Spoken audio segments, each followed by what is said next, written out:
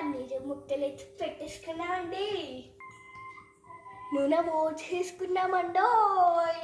జీలకర్ర ఆవాలు వేసుకోండి. చిక్కు పెట్టుకుంటుందో. మిరపకాయలు పట్టుకుంటుంది.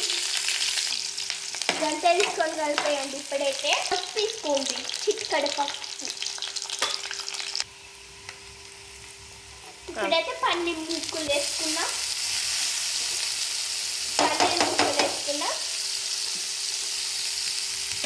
ఇప్పుడైతే కలిపేసుకున్నామండి.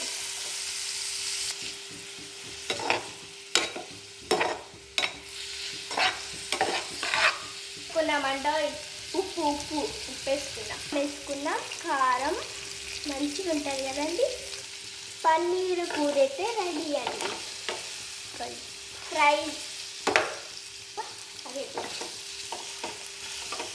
బాగున్నది కదా. పన్నీర్ ఫ్రై అయితే చూడండి, కలర్కి అయితే బాగున్నది కదా.